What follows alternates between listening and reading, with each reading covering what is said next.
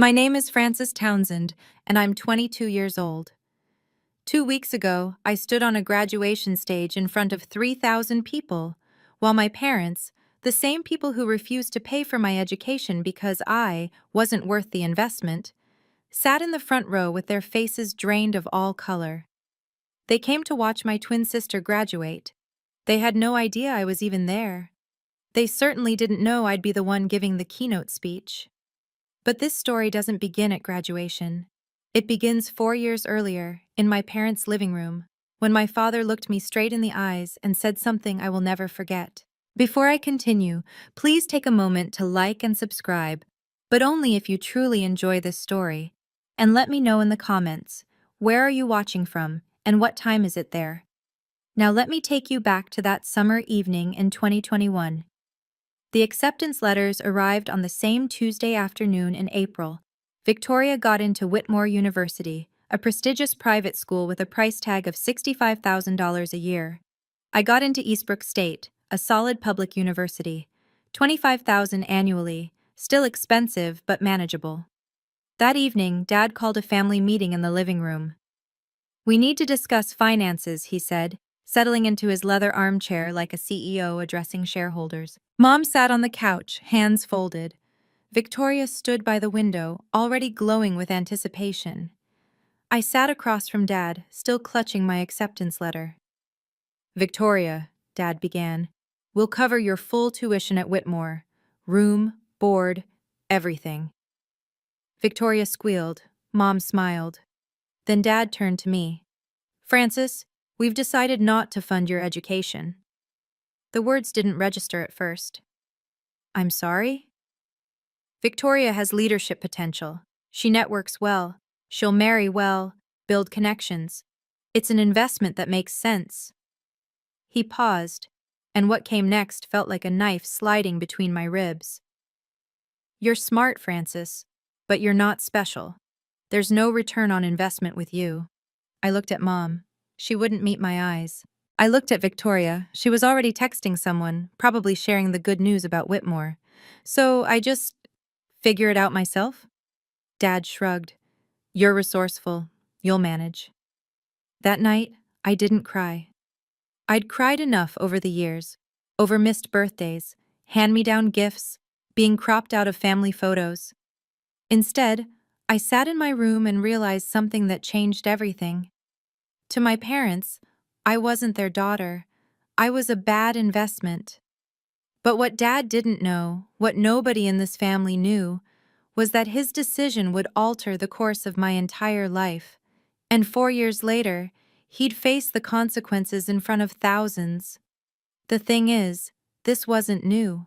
The favoritism had always been there, woven into the fabric of our family like an ugly pattern everyone pretended not to see.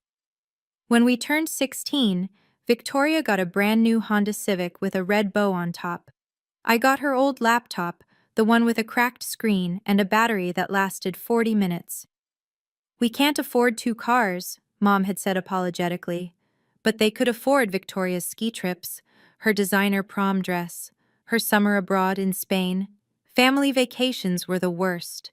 Victoria always got her own hotel room. I slept on pull-out couches, in hallways, once even in a closet that the resort called a cozy nook. In every family photo, Victoria stood center frame, glowing. I was always at the edge, sometimes partially cut off like an afterthought. When I finally asked Mom about it, I was 17, desperate for answers. She just sighed. "Sweetheart, you're imagining things. We love you both the same." But actions don't lie. A few months before the college decision, I found Mom's phone unlocked on the kitchen counter. A text thread with Aunt Linda was open. I shouldn't have read it, but I did. "Poor Frances," Mom had written. "But Harold's right. She doesn't stand out. We have to be practical." I put the phone down and walked away. That night, I made a decision I told no one about. Not because I wanted revenge, because I wanted to prove something to myself. I opened my laptop, the cracked one with the dying battery, and typed into the search bar, "Full scholarships for independent students." The results loaded slowly, but what I found would change everything.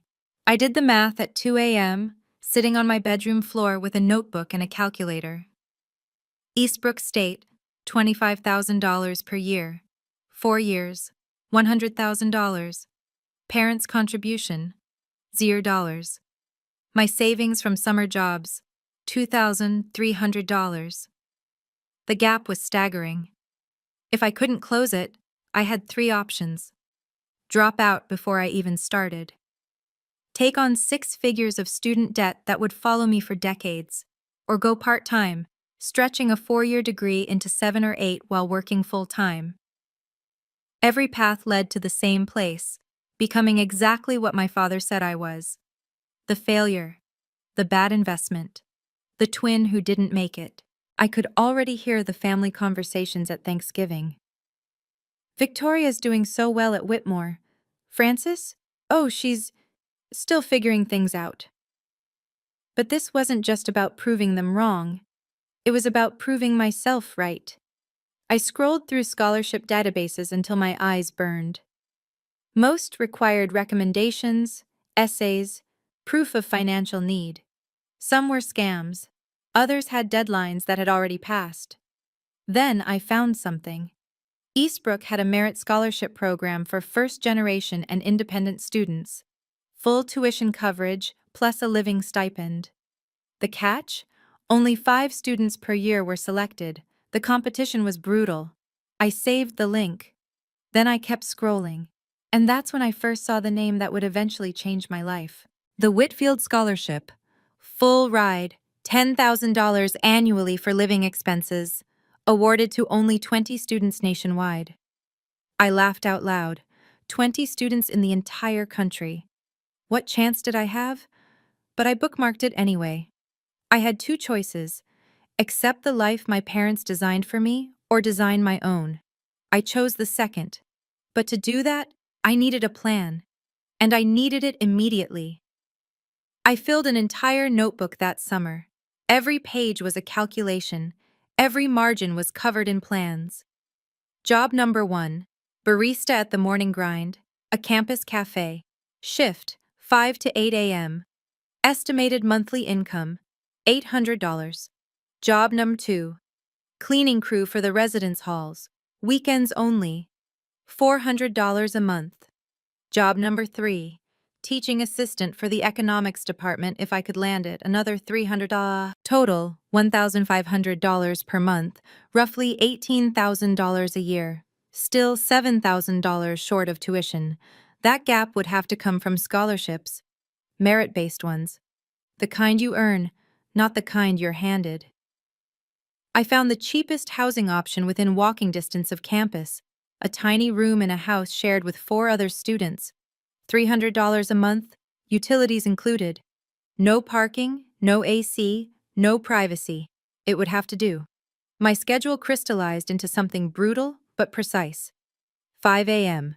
Work at the cafe. 9 a.m. to 5 p.m. Classes. 6 p.m. to 10 p.m. Study, work, or TA duties. Sleep. 11 p.m. to 4 a.m. 4 to 5 hours a night. For 4 years. The week before I left for college, Victoria posted photos from her Cancun trip with friends. Sunset beaches, margaritas, laughter. I was packing my thrift store comforter into a second-hand suitcase. Our lives were already diverging, and we hadn't even started yet. But here's what kept me going. Every night before sleep, I'd whisper the same thing to myself. This is the price of freedom. Freedom from their expectations. Freedom from their judgment. Freedom from needing their approval. I didn't know then how right I'd be, and I didn't know that somewhere on the Eastbrook campus, there was a professor who would see something in me that my own parents never could. Freshman year Thanksgiving. I sat alone in my tiny rented room, phone pressed to my ear, listening to the sounds of home. Laughter in the background, the clink of dishes, the warm chaos of a family gathering I wasn't part of. Hello? Frances? Mom's voice was distant, distracted. Hi, Mom. Happy Thanksgiving. Oh, yes, happy Thanksgiving, honey. How are you? I'm okay.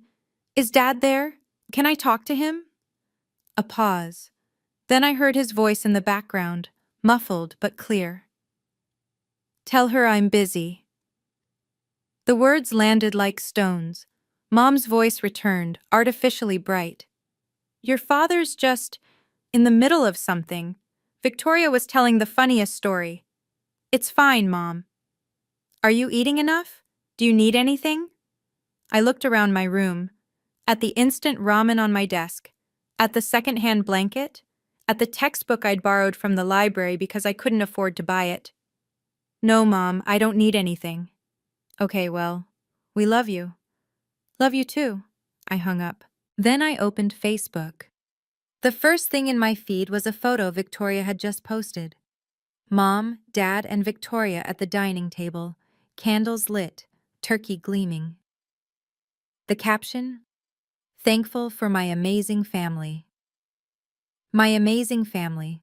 I zoomed in on the photo. 3 place settings, 3 chairs, not 4. They hadn't even set a place for me. I sat there for a long time, staring at that image. Something shifted inside me that night. The ache I'd carried for years, the longing for their approval, their attention, their love. It didn't disappear, but it changed. It hollowed out. And where the pain used to be, there was only quiet emptiness. Strangely, that emptiness gave me something the pain never had. Clarity. Second semester freshman year. Microeconomics 101. Dr. Margaret Smith was legendary at Eastbrook.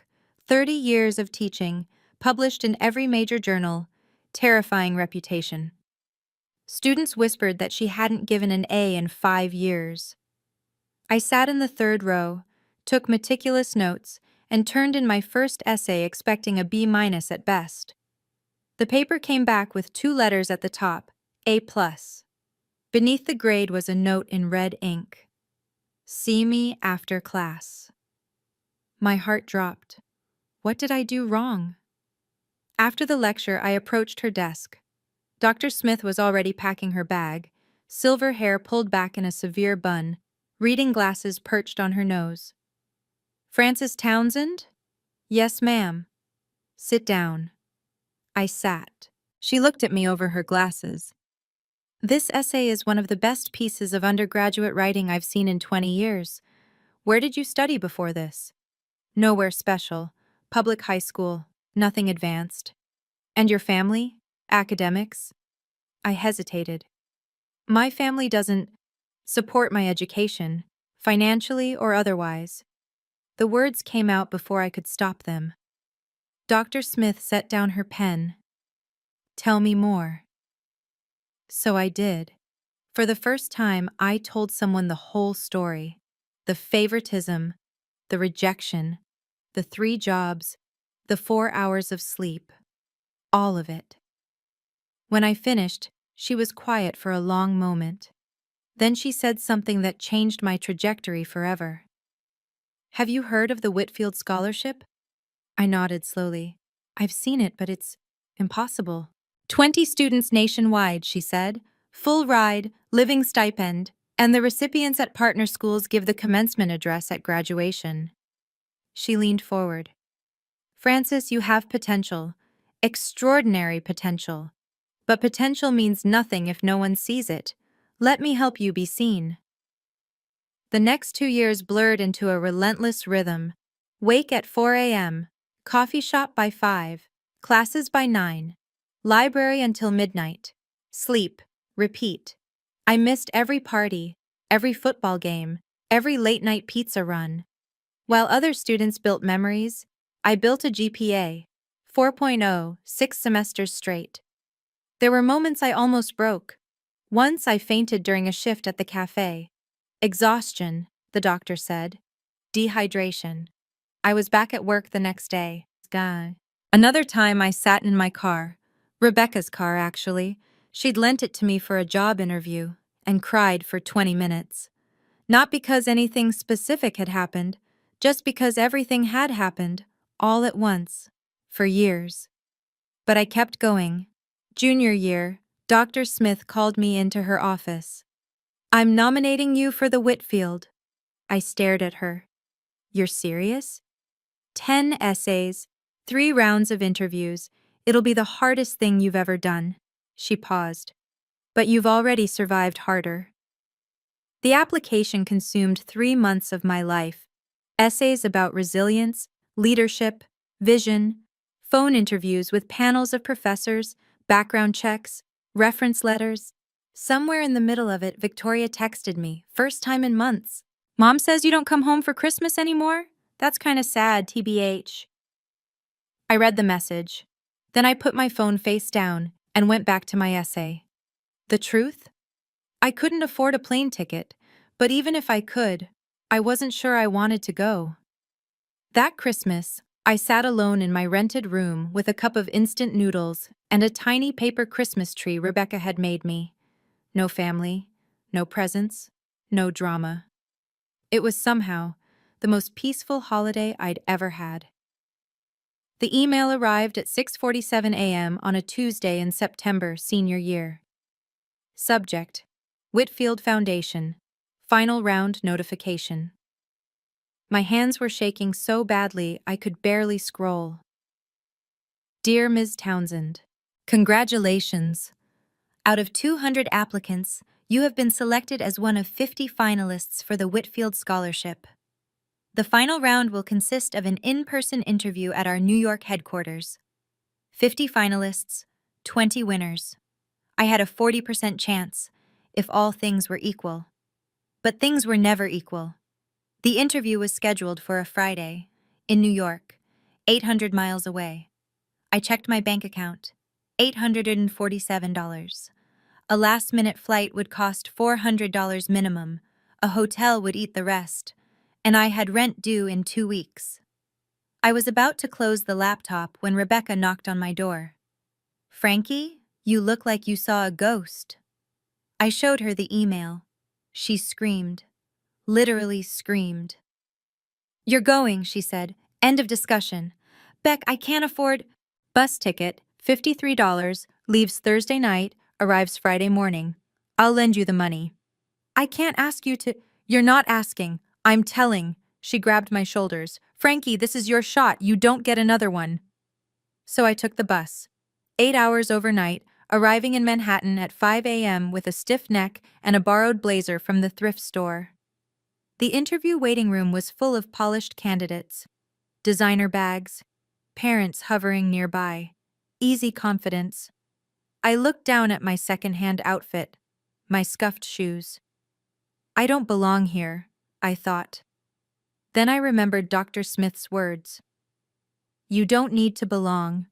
You need to show them you deserve to. 2 weeks after the interview, I was walking to my morning shift when my phone buzzed. Subject: Whitfield Scholarship. Decision. I stopped in the middle of the sidewalk. A cyclist swerved around me, cursing. I didn't hear him. I opened the email. Dear Ms. Townsend, we are pleased to inform you that you have been selected as a Whitfield Scholar for the class of 2025. I read it 3 times, then a 4th. Then I sat down on the curb and cried. Not quiet tears. Ugly, heaving sobs that made strangers stare. 3 years of exhaustion, loneliness, and grinding determination poured out of me right there on the sidewalk outside the morning grind. I was a Whitfield Scholar. Full tuition. $10,000 a year for living expenses. And the right to transfer to any partner university in their network.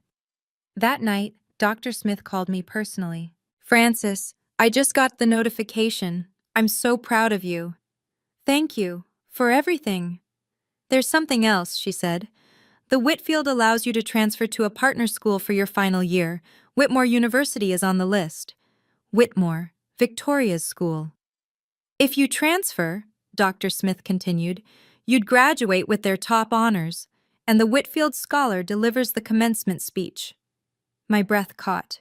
Francis, you'd be valedictorian. You'd speak at graduation in front of everyone. I thought about my parents, about them sitting in the audience for Victoria's big day, completely unaware I was there. I'm not doing this for revenge, I said quietly. I know. I'm doing it because Whitmore has the better program for my career. I know that too. I pause. But if they happen to see you shine, that's just a bonus. I made my decision that night, and I told no one in my family. 3 weeks into my final semester at Whitmore, it happened. I was in the library, third floor, tucked into a corner carrel with my constitutional law textbook, when I heard a voice that made my stomach drop. Oh my God. Francis? I looked up. Victoria stood 3 feet away, a half-empty iced latte in her hand, mouth hanging open. What are you? How are you? She couldn't form a complete sentence. I closed my book calmly. Hi, Victoria. You go here? Since when? Mom and Dad didn't say. Mom and Dad don't know. She blinked. What do you mean they don't know? Exactly what I said. They don't know I'm here. Victoria set her coffee down, still staring at me like I'd materialized from thin air. But how? They're not paying for. How did you? I paid for it myself. For Whitmore. I transferred. Scholarship. The word hung between us. Victoria's expression shifted. Confusion, disbelief, and something else. Something that looked almost like shame. Why didn't you tell anyone? I looked at her, my twin sister, the one who'd gotten everything I'd been denied, the one who'd never asked, not once in 4 years, how I was surviving. Did you ever ask? She opened her mouth, closed it. I gathered my books. I need to get to class. Francis, wait. She grabbed my arm. Do you hate us? The family? I looked at her hand on my sleeve, then at her face. No, I said quietly. You can't hate people you've stopped caring about. I pulled my arm free and walked away. That night, my phone lit up with missed calls. Mom, Dad, Victoria again. I silenced them all. Whatever was coming, it would happen on my terms, not theirs. Victoria called them immediately. I know because she told me later when everything was over. She's here, Victoria had said, barely through the door of her apartment. Francis is at Whitmore. She's been here since September. According to Victoria, the silence on the other end lasted a full 10 seconds. Then Dad's voice. That's impossible. She doesn't have the money. She said scholarship. What scholarship? She's not scholarship material. Dad, I saw her in the library. I'll handle this. Dad called me the next morning. First time he'd dialed my number in 3 years. Francis, we need to talk. About what? Victoria says you're at Whitmore. You transferred without telling us? I didn't think you'd care. A pause. Of course I care. You're my daughter. Am I? The words came out flat, not bitter, just factual. You told me I wasn't worth the investment. Remember that? Silence. Francis, That was 4 years ago, in the living room. You said I wasn't special, that there was no return on investment with me. I don't remember saying. I do. More silence. Then. We should discuss this in person, at graduation. We're coming for Victoria's ceremony and. I know. You know? I'll see you there, Dad.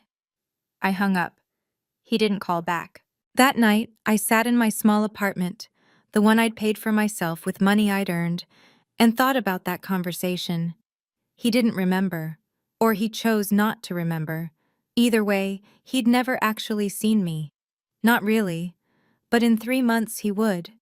And when that moment came, it wouldn't be because I forced him to look. It would be because he couldn't look away. The weeks before graduation became a strange kind of quiet. I knew they were coming. Mom, Dad, Victoria, the whole perfect family unit, descending on campus to celebrate Victoria's big achievement. They'd booked a hotel, planned a dinner, ordered flowers. For her. They still didn't know the full picture. Victoria had told them I was at Whitmore, but she didn't know about the Whitfield. She didn't know about the valedictorian honor. She didn't know I'd been asked to deliver the commencement address. Dr. Smith called to check in. She'd made the trip to watch. Do you want me to notify your family about the speech? No. Francis, I want them to hear it when everyone else does. She was quiet for a moment. This isn't about making them feel bad? No, I said honestly. It's about telling my truth. If they happen to be in the audience, that's their business. Rebecca drove up for the ceremony. She helped me pick out a dress.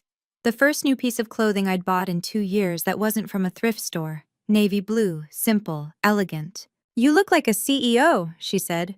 I feel like I'm going to throw up. Same thing, probably. The night before graduation, I couldn't sleep. Not from nerves, not exactly. I kept wondering, what would I feel when I saw them? Would the old pain come rushing back? Would I want them to hurt the way I'd hurt?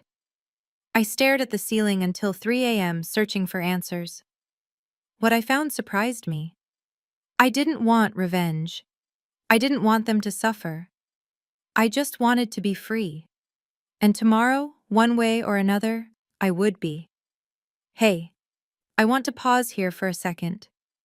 If you've ever been underestimated by your own family, if you know what it feels like to work twice as hard for half the recognition, type "same" in the comments. I want to know how many of us have been through this. And if you're enjoying the story so far, hit that like button. It really helps.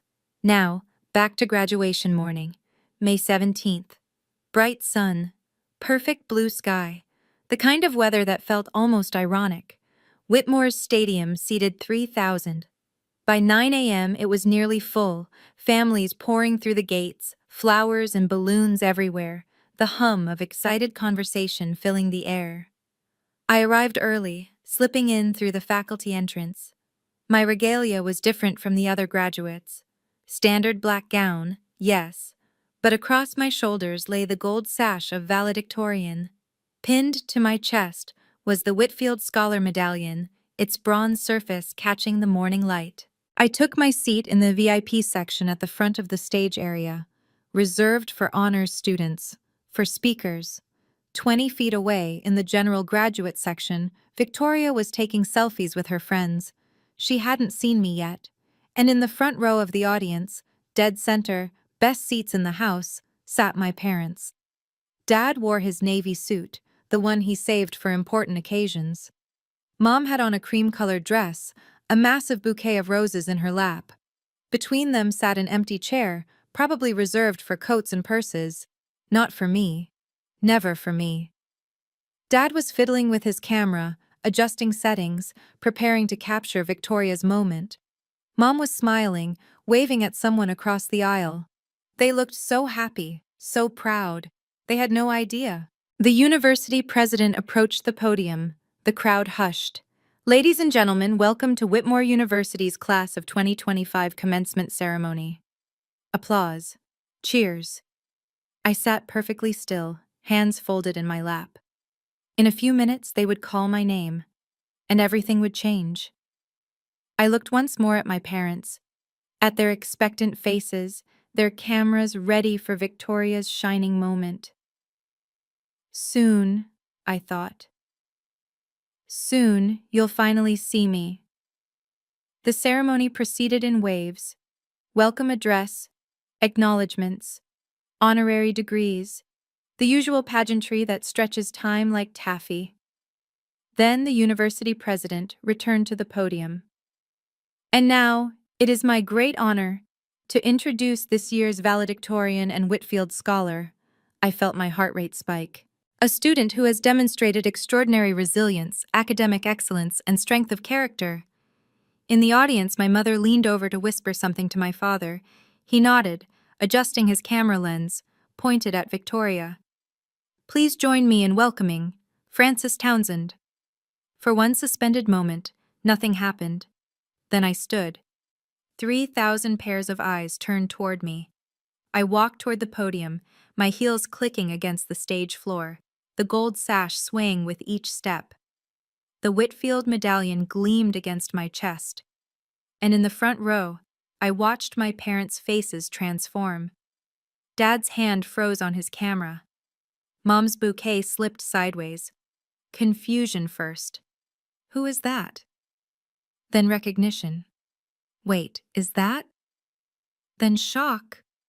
It can't be. Then nothing but pale, stricken silence. Victoria's head snapped toward the stage. Her jaw dropped. I saw her mouth my name. Frances? I reached the podium, adjusted the microphone. 3,000 people applauded. My parents didn't. They just sat there, frozen, as if someone had pressed pause on their entire world. For the first time in my life, they were looking at me. Really looking. Not at Victoria, not through me. At me. I let the applause fade. Then I leaned into the microphone. Good morning, everyone. My voice was steady, calm. 4 years ago, I was told I wasn't worth the investment. In the front row, my mother's hand flew to her mouth. Dad's camera hung useless at his side. And I began to speak. I was told I didn't have what it takes. My voice carried across the stadium, amplified by the sound system, steady as a heartbeat. I was told to expect less from myself because others expected less from me. 3,000 people sat in perfect silence. So I learned to expect more. I spoke about the 3 jobs, the 4 hours of sleep, the instant ramen dinners, and the secondhand textbooks. I spoke about what it meant to build something from nothing, not because you wanted to prove anyone wrong, but because you needed to prove yourself right. I didn't name names. I didn't point fingers. I didn't need to. The greatest gift I received wasn't financial support or encouragement. It was the chance to discover who I am without anyone's validation. In the front row, my mother was crying. Not the proud, joyful tears of a graduation ceremony, something raw, something that looked like grief. My father sat motionless, staring at the podium like he was seeing a stranger. Maybe he was. To anyone who has ever been told you're not enough, I paused, letting the words settle. You are. You always have been. I looked out at the sea of faces, at the other graduates who'd struggled, at the parents who'd sacrificed, at the friends who'd believed, and yes, at my own family, sitting in the front row like statues. I am not here because someone believed in me. I am here because I learned to believe in myself. The applause that followed was thunderous. People rose to their feet. Standing ovation. 3,000 people cheering for a girl they'd never met.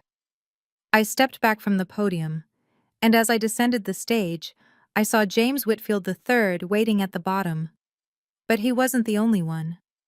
The reception area buzzed with champagne and congratulations. I was shaking hands with the dean when I saw them approaching. My parents, moving through the crowd like they were wading through water. Dad reached me first. Frances, his voice was hoarse. Why didn't you tell us? I accepted a glass of sparkling water from a passing server, took a sip. Did you ever ask? He opened his mouth, closed it. Mom arrived beside him, mascara streaked down her cheeks. Baby, I'm so sorry, we didn't know. So sorry. You knew. I kept my voice even. You chose not to see. That's not fair, Dad started. Fair? The word came out calm, not sharp. You told me I wasn't worth investing in. You paid $250,000 for Victoria's education and told me to figure it out myself. That's what happened. Mom reached for me. I stepped back. Frances, please. I'm not angry, I said. And I meant it. The anger had burned away years ago, replaced by something cleaner. But I'm not the same person who left your house 4 years ago. Dad's jaw tightened. I made a mistake. I said things I shouldn't have. You said what you believed. I met his eyes. You were right about one thing, though. I wasn't worth the investment, not to you, but I was worth every sacrifice I made for myself. He flinched like I'd struck him. James Whitfield III appeared at my elbow, extending his hand. Miss Townsend, brilliant speech. The foundation is proud to have you. I shook his hand while my parents watched. The founder of one of the nation's most prestigious scholarships, treating their worthless daughter like a treasure. I saw it hit them then. the full weight of what they'd missed, what they'd thrown away. After Mr. Whitfield moved on, I turned back to my parents. They looked smaller somehow, diminished. "I'm not going to pretend everything's fine," I said, "because it's not." "Francis, please," Mom whispered. "Can we just talk? As a family?" "We are talking. I mean really talk. Come home for the summer, let us—" "No." The word was firm but not harsh. "I have a job in New York. I start in 2 weeks. I won't be coming home." Dad stepped forward. "You're cutting us off? Just like that?" "I'm setting boundaries." I kept my voice steady. "There's a difference." "What do you want from us?" His voice cracked. For the first time in my life, I saw my father look lost. "Tell me what you want, and I'll do it." I considered the question. Really considered it. "I don't want anything from you anymore. That's the point." I took a breath. "But if you want to talk, really talk, you can call me. I might answer, I might not. It depends on whether you're calling to apologize or to make yourself feel better." Mom was crying again. "We love you, Francis. We've always loved you." "Maybe," I said. "But love isn't just words, it's choices, and you made yours." Victoria appeared at the edge of our circle, hovering uncertainly. "Francis." She hesitated. "Congratulations." "Thank you." No hug, no tearful reconciliation, but no cruelty either. "I'll call you sometime," I told her. "If you want." She nodded, eyes wet. "I'd like that." I turned and walked away. Not running, not escaping, just moving forward. Dr. Smith was waiting by the exit, a quiet smile on her face. "You did well," she said. "I'm free," I replied. And for the first time in my life, I meant it. The ripples started before my parents even left campus. At the reception, I watched it happen. Watched the slow realization spread through the crowd of family, friends, and acquaintances. Mrs. Patterson from the country club approached my mother. "Diane, I didn't know Francis went to Whitmore. And Whitfield Scholar? You must be so proud." My mother's smile looked like it hurt. "Yes, we're very proud." "How on earth did you keep it a secret? If my daughter won that, I'd have it on billboards." My mother didn't have an answer. Over the following weeks, the questions multiplied. Dad's business partners asked about me. "Saw your daughter's speech online. Incredible story. You must have really pushed her to excel." He couldn't tell them the truth, that he'd done the opposite. Victoria called me 3 days after graduation. "Mom hasn't stopped crying. Dad barely talks. He just sits there." "I'm sorry to hear that." "Are you?" I thought about it. I don't want them to suffer, but I'm not responsible for their feelings. Silence on the line. "Francis, I'm sorry. I should have asked. I should have paid attention. I was so wrapped up in my own stuff and—" "I know. You knew I was oblivious? I knew you had no reason to notice." I paused. Neither of us chose the way they raised us, but we can choose what happens next. More silence. "Do you hate me?" "No." And I meant it. I don't have the energy to hate anyone. I just want to move forward. Can we maybe get coffee sometime? Start over?" I thought about my sister. About the girl who'd gotten everything and still ended up empty-handed in a different way. "Yeah," I said, "I'd like that," I said. 2 months after graduation, I stood in my new apartment in Manhattan. It was small, a studio really, one window overlooking a brick wall, kitchen the size of a closet. But it was mine. I'd signed the lease with money from my first paycheck at Morrison & Associates, one of the top financial consulting firms in the city. Entry-level position, long hours, steep learning curve. I'd never been happier. Dr. Smith called on a Saturday morning. "How's the big city treating you?" "Exhausting. Exciting. Everything they warned me about," she laughed. That sounds about right. I'm proud of you, Francis. I hope you know that. I do. Thank you for everything. Rebecca visited the following weekend. She walked into my studio, looked around, and declared it exactly as small and depressing as expected. Then she hugged me so hard I couldn't breathe. You did it, Frankie. You actually did it. One evening I found a letter in my mailbox. Handwritten. 3 pages. My mother's looping script. Dear Francis, I don't expect you to forgive us. I'm not sure I would if I were you. She wrote about regret, about the 1,000 small ways she'd failed me, about watching me on that stage and realizing she'd been looking at a stranger who was also her daughter.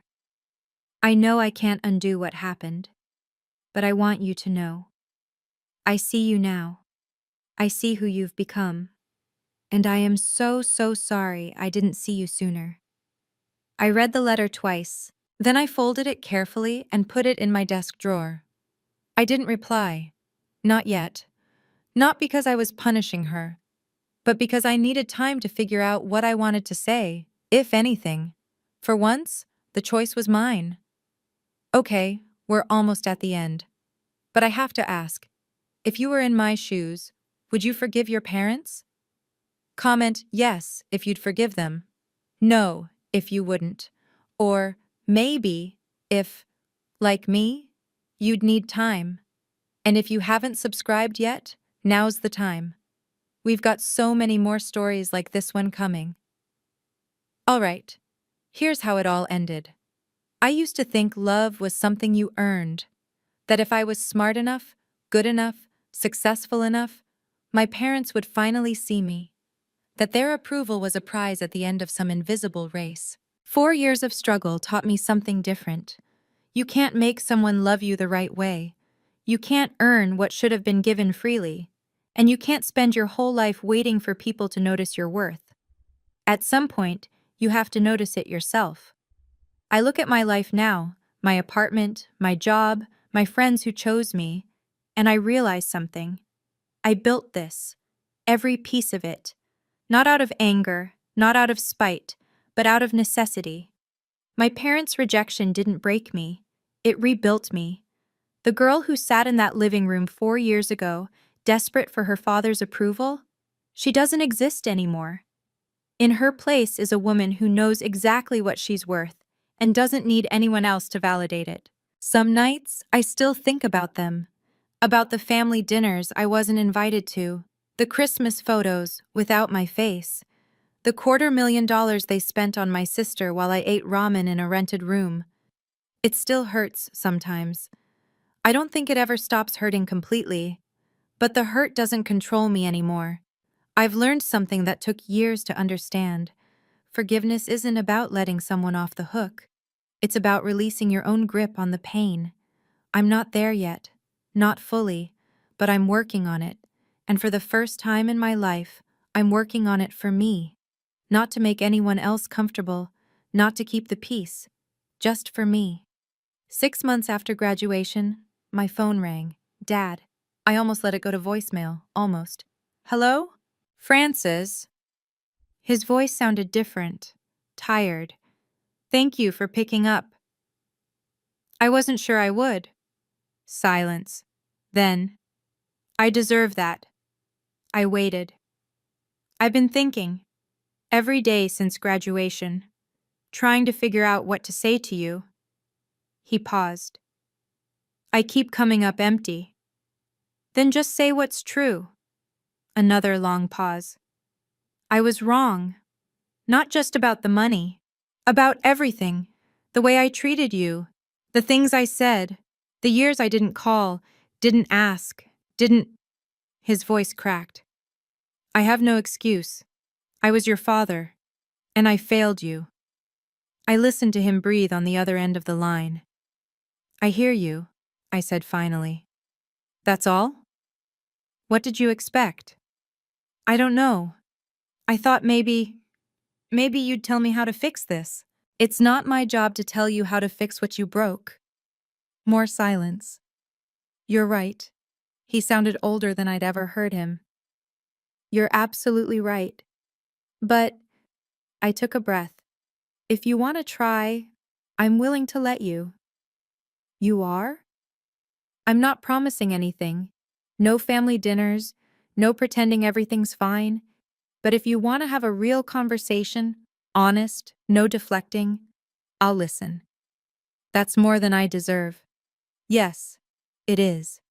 He laughed, a small, broken sound. You've always been the strong one, Francis.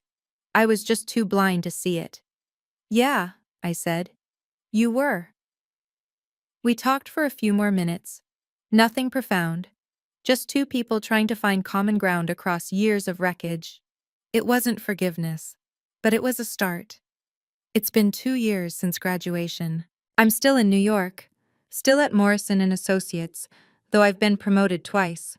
I'm starting my MBA at Columbia this fall, paid for by my company. The kid who ate ramen and slept 4 hours a night? She'd hardly recognize me now.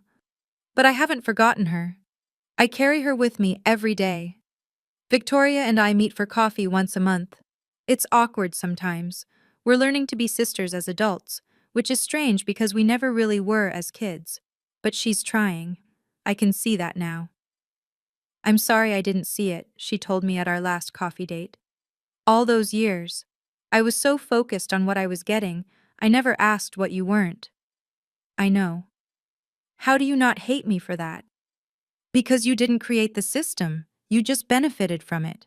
My parents came to visit last month, first time in New York. It was uncomfortable, stilted. Dad spent half the time apologizing. Mom spent the other half crying. But they came. They showed up at my door, in my city, in the life I built without them. That meant something. I'm not ready to call us a family again. That word carries too much weight, too much history. But we're something, working on something. Last month, I wrote a check to Eastbrook State's scholarship fund. $10,000. Anonymous. For students without family financial support. Rebecca cried when I told her. Frankie, you're literally changing someone's life. Someone changed mine. I thought about Dr. Smith, about the coffee shop shifts at dawn, about the night I bookmarked the Whitfield Scholarship, never believing I'd actually win it, about how far I've come, and about how far I still want to go. If you're watching this and something in my story resonated with you, if you've ever been overlooked, underestimated, or told you weren't good enough by the people who were supposed to love you most, I want you to hear this. They were wrong. They were always wrong. Your worth is not determined by who sees it. It's not a number on a check or a seat at a table or a place in a photo. Your worth exists whether or not a single person on this planet acknowledges it. I spent 18 years of my life waiting for my parents to notice me.